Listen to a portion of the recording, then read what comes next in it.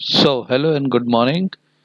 This is the second video on microscopy. First video was on principles of microscopy. Now we are going to talk about some common microscopes, the light microscope, phase contrast microscope, and fluorescence microscope. As with the previous videos, important points are marked in red so that you can note them down for future reference. Okay. So good morning. अब पिछले video में हमने principles of microscopy की बात की थी। इस बार हम कुछ कॉमन माइक्रोस्कोप्स को डिस्कस करेंगे। तीन हैं, light microscope, phase contrast microscope and fluorescence microscope. ये तीनों इम्पॉर्टेंट हैं। इसके अलावा इलेक्ट्रॉन माइक्रोस्कोप है, वो हम सेपरेट वीडियो में कवर करेंगे। जैसा पहले वीडियो में था, इम्पॉर्टेंट पॉइंट्स जो हैं वो मैंने रेड में हाईलाइट किए हैं ताकि आप उनको नोट कर सकें, आगे आपको काम आ सके। Okay, so let's start with light microscope.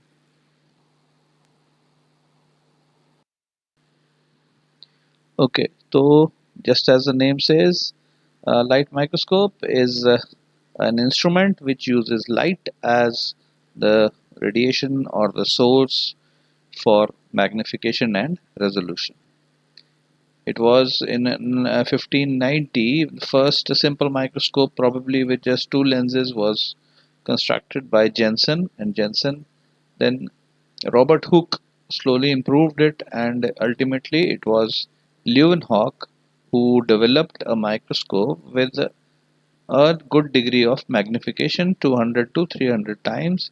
Because of this he is called the father of microscopy. ठीक है, पहला माइक्रोस्कोप शायद जेंसन एंड जेंसन ने बनाया होगा 1590 में, लेकिन वो सिंपल माइक्रोस्कोप होगा, एक लेंस ऊपर एक नीचे। उसके बाद रॉबर्ट हुक ने थोड़ा सा इसको डेवलप किया, ग्रुप ऑफ लेंसेज इंक्लूड किए, दो तीन लेंस एक जगह, दो तीन लेंस दूसरी जगह, जिसको हम कंपाउंड माइक्रोस्कोप कहते हैं। लेकिन ल्यूएनहॉक थे जिन्होंने एक बढ़िया माइक्रोस्कोप सबसे पहली बार बनाया जो चीज को 200 टू 300 टाइम्स मैग्नीफाई कर सकता था, इसलिए ल्यूएनहॉक को हम फादर ऑफ माइक्रोस्कोपी कहते हैं। सो ये थोड़ा सा इंट्रोडक्शन थी माइक्रोस्कोपी की। ठीक है, अब आगे चलते हैं, लाइट माइक्रोस्कोप को थोड़ा डिटेल में स्टडी करेंगे। So what exactly is a microscope? Microscopes are just tubes. At both the end of these tubes you have curved pieces of glasses which are called lenses, and a simple microscope can have just one lens, and the microscope which we use in schools or in laboratories are called compound microscope. They have at least two sets of microscopes which produce a magnified image for us. The lens that is just near the object which we want to view is called the objective lens, and the lens or the group of lenses that is near your eye is called the eyepiece or the ocular lenses।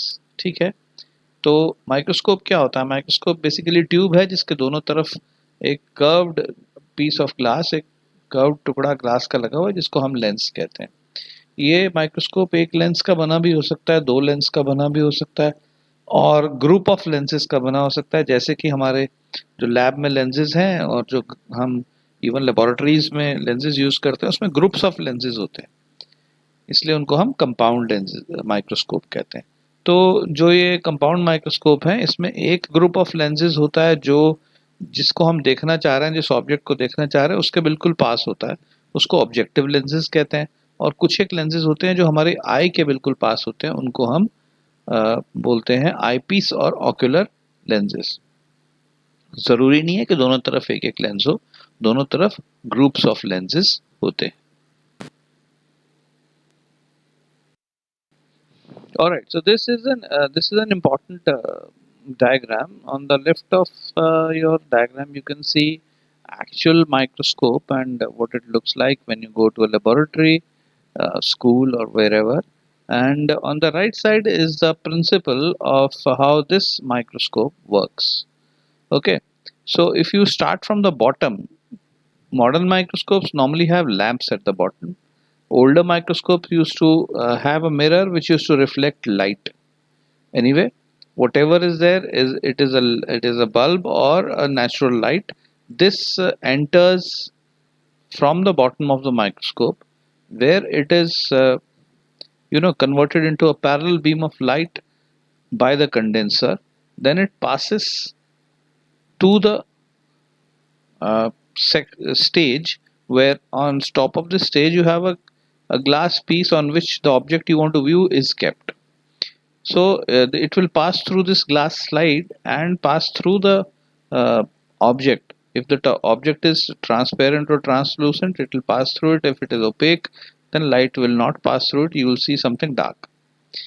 Next, once it crosses this stage, it will go into the objective lenses, which will magnify it a bit and form a virtual image near the eyepiece. The eyepiece lenses will further magnify this image, and you will get a big image in your eye. This is the principle which you can see on the right side of the diagram. Now, if you come to the left side of the diagram, you have a microscope tube and fine adjustment and coarse adjustment. With these adjustments, you can lower or lift the tube so that you can focus properly on the object you want to view. Okay, so please make sure this diagram on the right side is there with you. Okay, and the labeling is there, because you may be asked to draw it sometimes for your examinations. ठीक है, अब ये जो दोनों diagrams हैं, ये दोनों important हैं. अगर आप अपने स्क्रीन के लेफ्ट साइड वाले डायग्राम को देखें तो ये एक एक्चुअल माइक्रोस्कोप कैसा दिखता है वो है. टॉप पे अगर आप देखें तो आईपीस लेंस है, जिसके ऊपर आप आंख थोड़े से जिसकी दूरी पे आप एक आंख रख के आप देखते हैं. फिर इसके नीचे ट्यूब है, और इस ट्यूब में दो आपको पॉइंट्स लेबल्ड दिखेंगे, कोर्स एडजस्टमेंट, फाइन एडजस्टमेंट. इन दोनों से हम ट्यूब को ऊपर नीचे करते हैं. कोर्स एडजस्टमेंट से पूरी ट्यूब ऊपर नीचे होती है. फाइन एडजस्टमेंट से जो लेंसेज लगे हैं इस ट्यूब के अंदर, वो थोड़ा बहुत शिफ्ट होते हैं, जिससे हम फोकस कर सकें प्रॉपरली. हर आई का सेपरेट फोकल लेंथ होता है, तो अपने अपने हिसाब से हम फोकस कर सकें जो चीज़ हम देखना चाह रहे हैं उसको. ठीक है, इस ट्यूब के नीचे वाले एंड पे ऑब्जेक्टिव लेंसेज हैं, उसके नीचे स्टेज है. स्टेज जो है, इसमें एक होल होता है सेंटर में, और इसके ऊपर हम एक ग्लास की स्लाइड रखते हैं, कांच का टुकड़ा रखते हैं, जिसके अंदर ऑब्जेक्ट होता है. फिर नीचे कंडेंसर लेंसेज या आयरिस, और एक नीचे लैंप होता है. जो नए माइक्रोस्कोप्स हैं उनमें लैंप्स होते हैं, जो पुराने माइक्रोस्कोप हैं उनमें लैंप्स की जगह एक मिरर लगा हो जाता होता है जो लाइट को रिफ्लेक्ट करता है. ठीक है, तो ये तो माइक्रोस्कोप की कंस्ट्रक्शन है. अब ये काम कैसे करता है वो आप राइट साइड पे आ जाइए, देख लीजिए. चाहे लैंप की लाइट हो, चाहे सनलाइट हो, it passes through condenser. Condenser के बीच में से निकलती है, और कंडेंसर के लेंस जो हैं वो इस लाइट को पैरेलल बीम ऑफ लाइट में कन्वर्ट कर देते हैं. फिर ये पैरेलल बीम ऑफ लाइट आपके स्टेज को, जो स्टेज में जो होल है उसके थ्रू पास करेगी, जो ऊपर आपने कांच की स्लाइड रखी है उसके थ्रू पास करेगी. ऑब्जेक्ट अगर आपका ट्रांसलूसेंट या ट्रांसपेरेंट है उसके थ्रू पास करेगी. अगर ओपेक है, बहुत मोटा है, तो फिर ब्लैक सा नजर आएगा आपको. ये लाइट फिर ऑब्जेक्टिव लेंस में एंटर होती है. ऑब्जेक्टिव लेंसेज जो हैं, ग्रुप ऑफ लेंसेज हैं, ये इसको मैग्नीफाई करते हैं, बड़ा करते हैं, और एक इमेज बनाते हैं आईपीस लेंस के नीचे. आईपीस लेंस जो है ये इसको फर्दर मैग्नीफाई करता है और आपकी आई में इमेज बनाता है. तो this is how a compound microscope works. इस तरह से कंपाउंड माइक्रोस्कोप काम करता है. जो राइट वाला डायग्राम है और जो इसकी लेबलिंग है वो ज़रूर अपने पास रखिएगा. इंपॉर्टेंट डायग्राम है, कभी कभी आपको बनाने के लिए बोल दिया जाता है कुछ एक एग्जामिनेशंस में. Alright, this is just a modern microscope, just a diagram. You can see the parts of it, and it has a two eyes eyepiece. Normal older microscope used to have just one eye eyepiece, so you had to close one eye or look through with the other one. Then you have the nose piece. In this nose piece, objective lenses are there. Many objective lenses are there. Depending on how much magnification you want, you can change the lens. Okay. Then you have the stage, mechanical stage, on which you keep the object you want to view. Below it you have the condenser, which converts light into parallel beam. Okay. And if you want to increase or decrease the light, suppose you are in a place which is very bright already, there's good sunlight in the room, then you can with the help of the diaphragm you can restrict the light. If you are in a dark place, then you can increase the amount of light entering your microscope. And lastly you have the light source, उसकी भी intensity आप control कर सकते हैं if you want.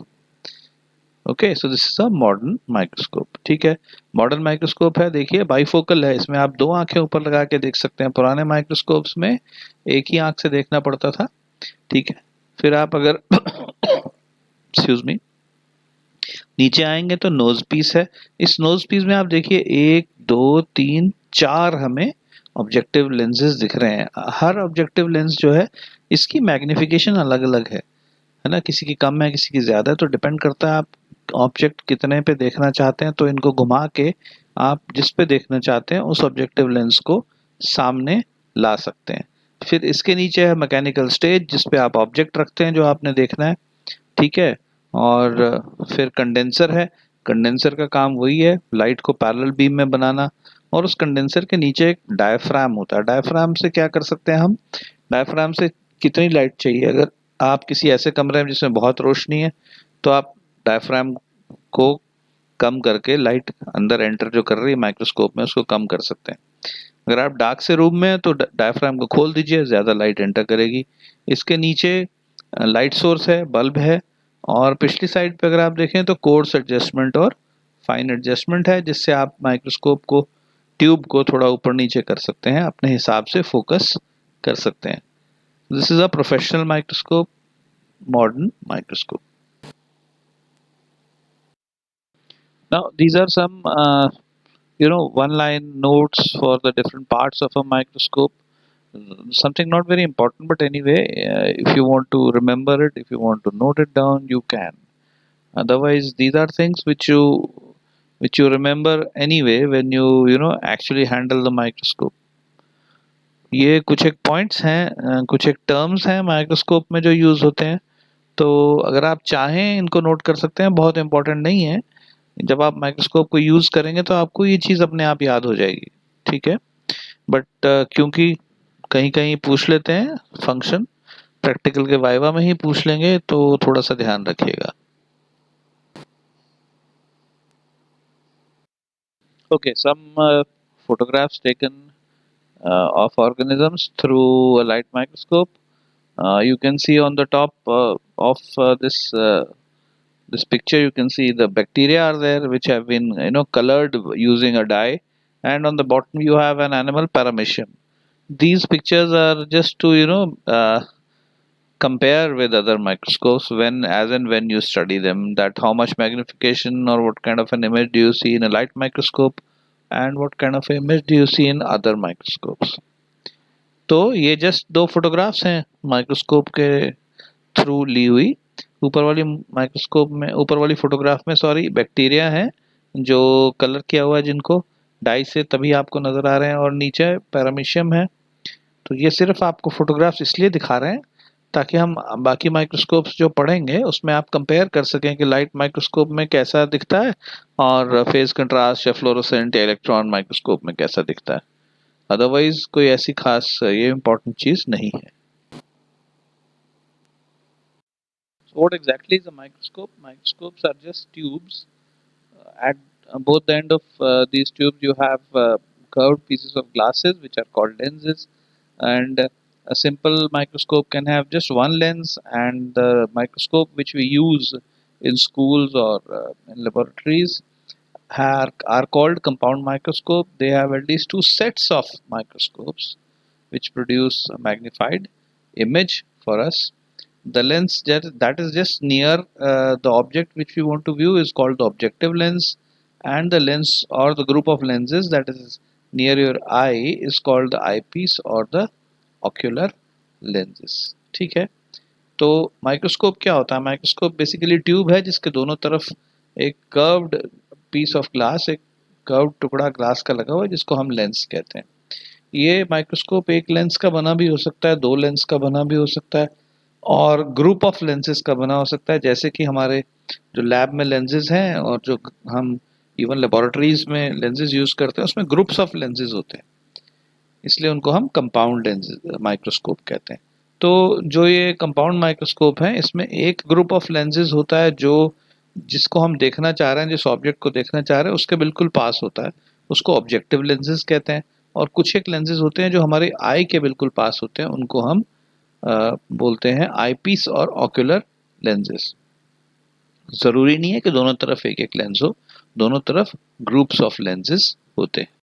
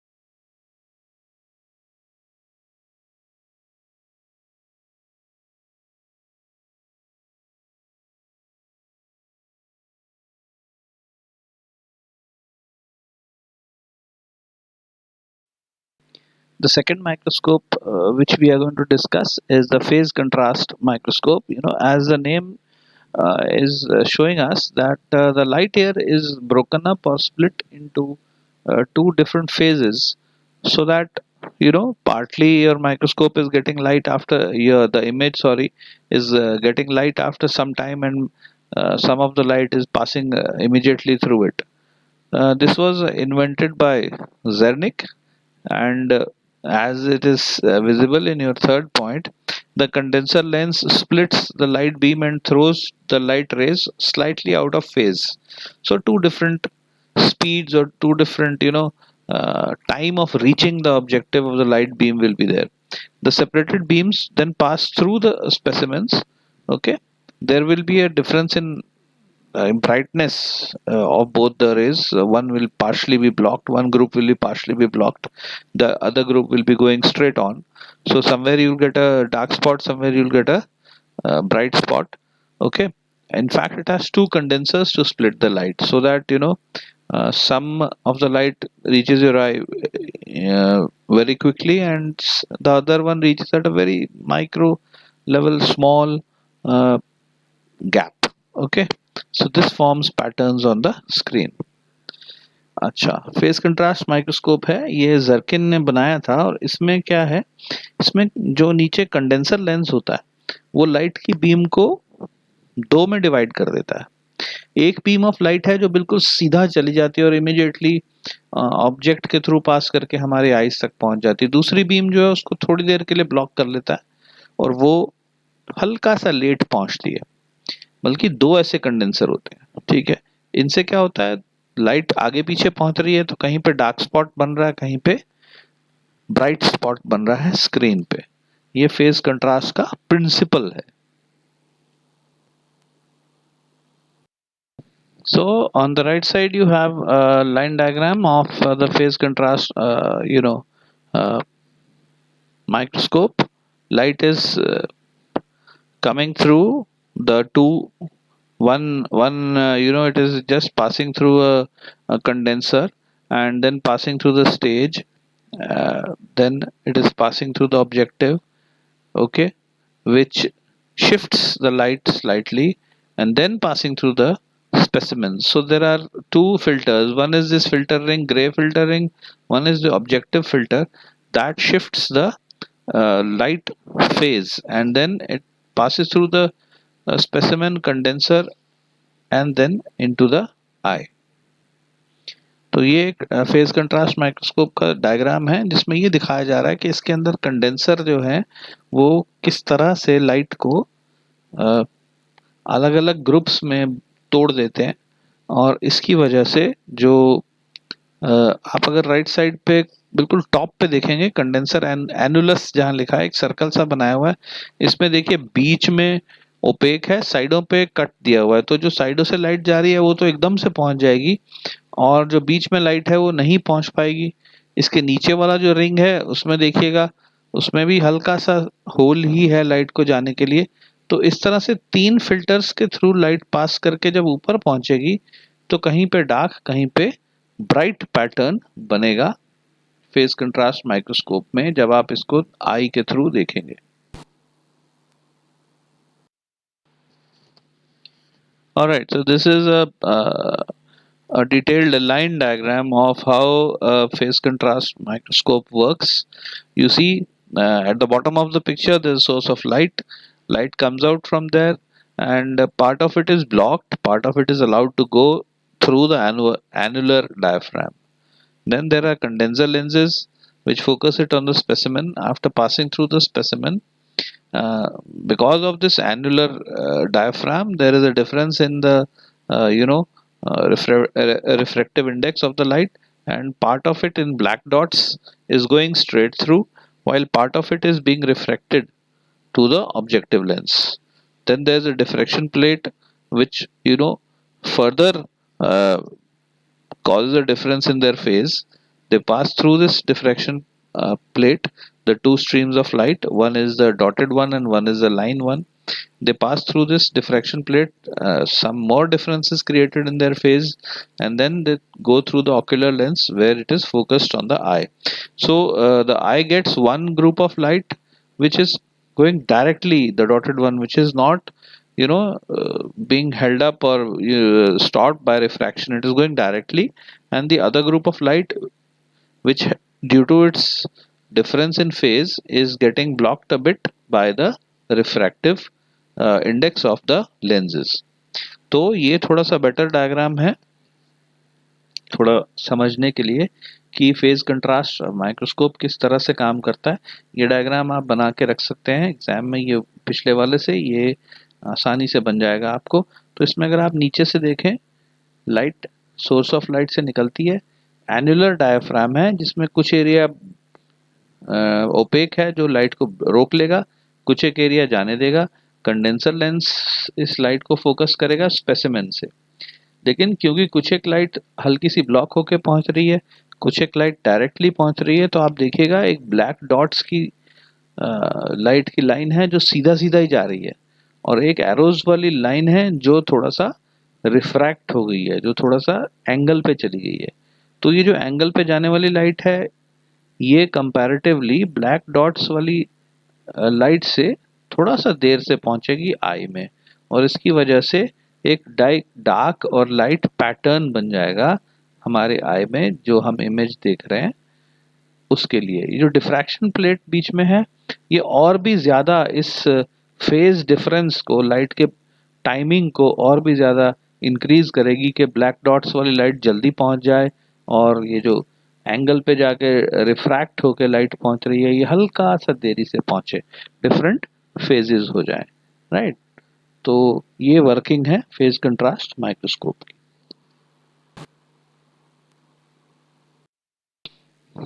Phase contrast microscope का सबसे बड़ा जो फायदा है वो ये है कि फेज कंट्रास्ट माइक्रोस्कोप जो है इसमें हम लिविंग ऑब्जेक्ट को देख सकते हैं, ठीक है। बाकी जो लाइट माइक्रोस्कोप या फ्लोरोसेंट माइक्रोस्कोप या इवन इलेक्ट्रॉन माइक्रोस्कोप है उसमें हमें ऑब्जेक्ट को किल करना पड़ता है, लाइव नहीं देख सकते, जिंदा को नहीं देख सकते, ठीक है।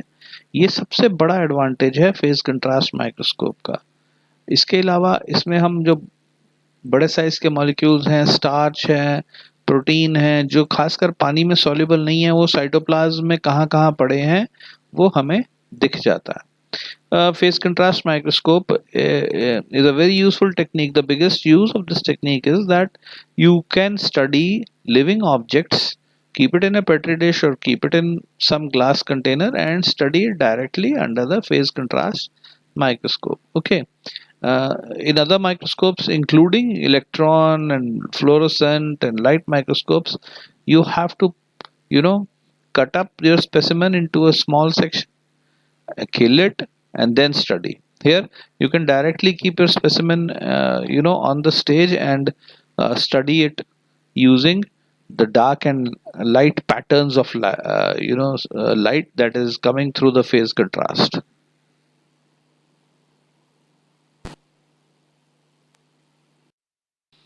Okay, so here is the same parameter which we saw in under the light microscope.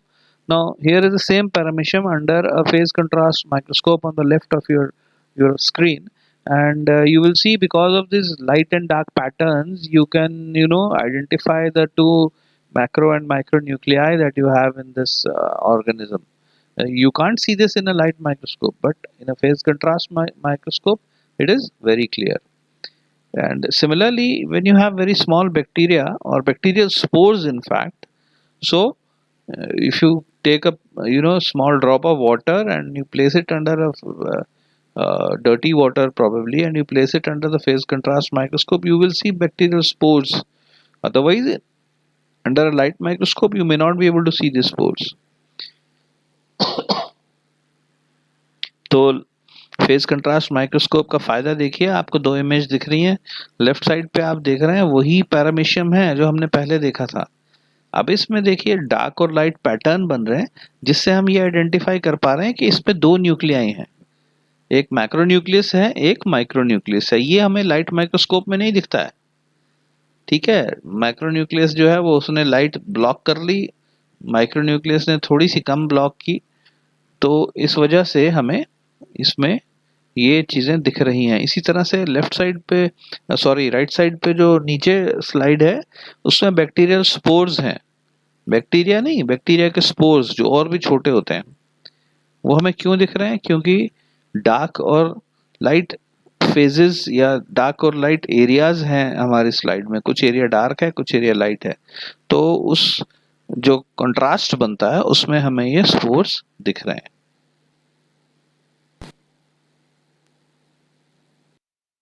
Okay, third type of microscope is fluorescence microscope. It was developed by Hattinger and Coons. Very simple. Fluorescence is a property of some chemical substances which emit visible light or shine in visible light once some radiation, some light falls on them.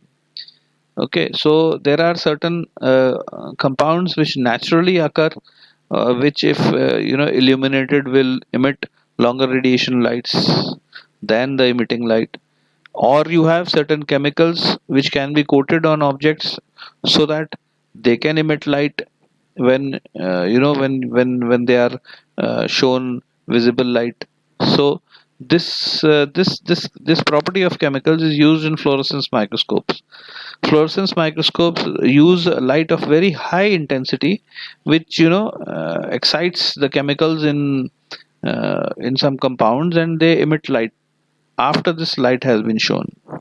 Okay, so with this you can see certain chemicals which you may not see with normal light. You have to give very high intensity light in which these chemicals will shine.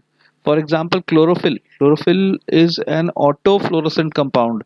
If you give it strong light, it starts to shine, but not in normal light. So normal light microscope you will not see chlorophyll shining, but in a fluorescence microscope you will see it shining, and you will identify it exactly where it is present in the cell. Okay, fluorescence क्या होता है? Fluorescence एक property है कुछ compounds की, जब उन पे आप लाइट डालते हैं तो वो चमकने लगते हैं.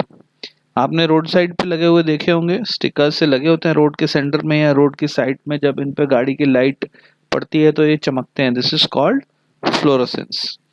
इसी तरह से कुछ ऐसे कंपाउंड्स नेचर में मिलते हैं जिन पे अगर आप लाइट डालो तो वो चमकेंगे, या फिर हमारे पास ऐसे कंपाउंड्स हैं जिनको हम किसी सेल पे कोट कर दें तो वो सेल चमकने लगेगा।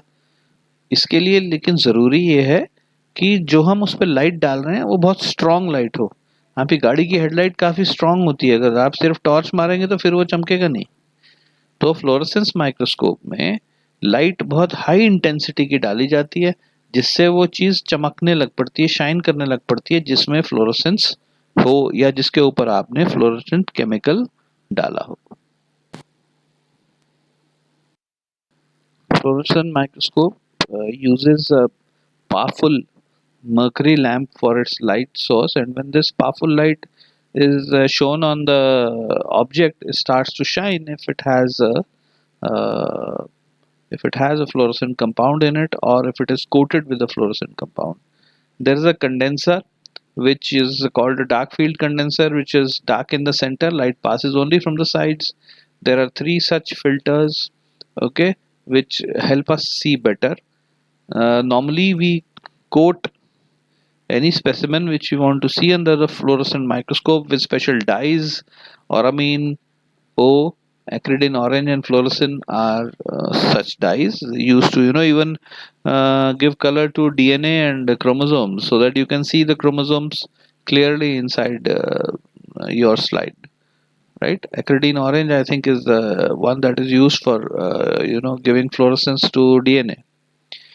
तो फ्लोरेसेंट माइक्रोस्कोप जो है ये मर्करी लैंप यूज करता है। इसमें नॉर्मल हमारा सिंपल बल्ब नहीं होता है, मर्करी लैंप होता है, जिससे बहुत स्ट्रॉन्ग लाइट पड़ती है ऑब्जेक्ट के ऊपर और वो चमकता है। इसके अलावा डार्क फील्ड कंडेंसर यूज होता है, जिसके सेंटर में डार्क होता है और साइडों से लाइट निकलती है। फिल्टर्स होते हैं इसमें, ताकि जो स्ट्रॉन्ग लाइट है वो थोड़ा सा डिम होके हमें नजर आए, हमारे आंख को डैमेज ना करे, और जिस स्पेसिमेन को हम इसके अंदर देखना चाहते हैं उसको हम कुछ कंपाउंड्स से कलर भी करते हैं, जैसे जिसका नाम, जैसे एग्जांपल्स हैं औरामीन ओ, एक्रिडिन ऑरेंज, फ्लोरोसिन, ओके। यहाँ तक कि हम क्रोमोसोम्स को कलर कर लेते हैं ताकि हमें क्रोमोसोम्स आराम से दिखें। Acridine orange I think chromosomes और डीएनए को कलर करता है, जिससे कि हमें एक सेल के अंदर क्रोमोसोम्स कितने हैं, कहाँ पड़े हैं, वो आराम से नजर आ जाए। Okay, so this is the diagram of uh, of fluorescent microscope. If you look at it, the green colored light which is shown in the diagram comes from the mercury vapor lamp and it goes down. It is reflected by a dichroic mirror. It goes down into the objective and it shines on the sample. Dichroic mirror has two portions in it, one which reflects light and one part which allows light to go directly through it. So from this reflecting part, the light coming from the mercury lamp is reflected, it goes through the objective lens and then it shines on the sample. It is reflected back in the form of a red colored beam which passes through the objective. It is magnified and passes through the simple mirror side of the dichroic mirror. It is not a reflective side, it passes right through it, and then it has a filter where the light is dimmed a bit so that we can see it properly. Then there is a mirror which can either reflect the light coming from the object to the camera or to your eye. तो ये एक diagram है आपका fluorescence microscope का, बहुत simple है। इसमें देखिए लाइट सोर्स जो कि एक मर्करी लैंप है, वहां से लाइट निकलती है। ग्रीन कलर की जो लाइट की बीम दिख रही है वो लैंप से निकल रही है। मिरर एक स्पेशल मिरर है जिसको डाइकोरिक मिरर कहते हैं। वो आधा रिफ्लेक्टिव होता है मिरर और आधा जो है वो प्लेन होता है, जिसके थ्रू लाइट पास कर जाती है। तो जो इसका रिफ्लेक्टिव पार्ट है वो ग्रीन कलर की लाइट को नीचे को भेजेगा, नीचे ये सैंपल पे पड़ेगी, जाके ऑब्जेक्टिव के थ्रू पास करके सैंपल पे लाइट पड़ेगी और फिर वहां से दोबारा रिफ्लेक्ट होगी रेड कलर की बीम में, जो कि ऑब्जेक्टिव के थ्रू पास होगी तो थोड़ी सी मैग्नीफाई हो जाएगी, फिर मिरर के थ्रू पास होती हुई फिल्टर पे पहुंचेगी, जहां पे कुछ एक लाइट को रोक लिया जाएगा ताकि वो हमारी आईज को डैमेज ना करे। बहुत ज़्यादा ब्राइट लाइट होती है इसलिए उसको थोड़ा सा फिल्टर आउट करेंगे और फिर ये मिरर पे जाके गिरेगी लाइट। अगर हम चाहते हैं इसकी रिकॉर्डिंग करना तो हम इसको कैमरे की तरफ रिफ्लेक्ट कर देंगे और अगर हम देखना चाहते हैं तो ऑक्यूलर की तरफ जाने देंगे, जो हमारी आईज जहाँ पे देख रही होंगी इसको। तो ये डायग्राम है ऑब्जेक्टिव सॉरी फ्लोरोसेंट माइक्रोस्कोप का। Okay, last portion. What are the uses of fluorescent microscopy? There are certain compounds which are autofluorescence, means they emit light without any help from an external chemical. उनको detect करने we use fluorescent microscopy to detect substances such as chlorophylls, riboflavin, vitamin A, collagen, which are autofluorescent. Then there are components like the X and Y chromosomes which can be made visible. Otherwise, under normal microscopes, they are too small to be seen or to be detected properly. But if you coat them with certain chemicals, fluorochromes, you can see them very clearly. So these kind of structures like the Y chromosome can be seen clearly using fluorescence microscopy. Small parts of the cell like ribosome and all, they also have to be colored so that they can be made clearly visible. Then cells, cultured cells or virus and bacteria, whether they're dead or living, when you coat them you can see if there is some growth or movement in them, right? And lastly, we can clearly identify the genetic material DNA or RNA using dyes which color specifically these compounds only. तो fluorescent microscopy के काफ़ी सारे uses हैं। सबसे पहले तो कुछ एक कंपाउंड्स हैं जिनमें आपको सिर्फ एक लाइट डालनी है, कोई स्पेशल केमिकल से कोट नहीं करना है और वो चमकने लगते हैं। जैसे कि विटामिन ए है, रेबोफ्लेविन है, क्लोरोफिल्स हैं। स्ट्रॉन्ग लाइट डालिए वो अपने आप चमकेंगे।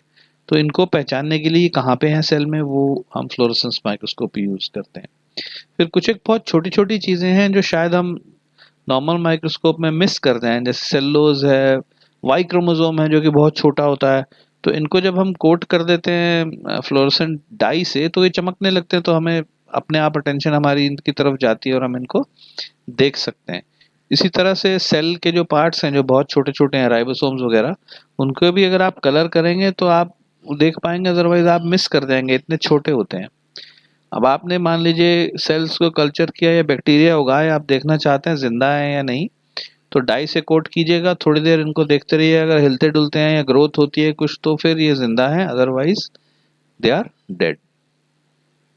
और लास्टली हमारे पास कुछ ऐसी डाइज हैं जो सिर्फ डीएनए और आरएनए पे जाके अटैच होती हैं और सिर्फ वही शाइन करेंगे आपके सेल में।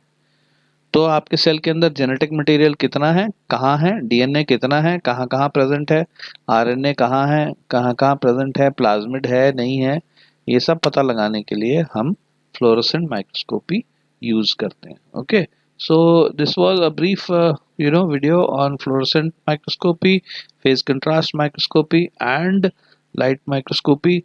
We mainly focused on the basics and the differences between the three microscopes. ठीक है, तो ये तीन माइक्रोस्कोप हमने डिस्कस किया, बहुत ज़्यादा डिटेल में नहीं गए, हम बेसिक्स ही डिस्कस किए हैं, लेकिन आई थिंक आपके लिए इतना काफ़ी है। इम्पोर्टेंट पॉइंट्स का नोट कर लीजिएगा इनको ताकि आप आगे यूज़ कर सकें। एंड डायग्राम्स भी बना लीजिएगा, डायग्राम्स 3-4 हैं, वो सारे इम्पोर्टेंट हैं, राइट? So thank you.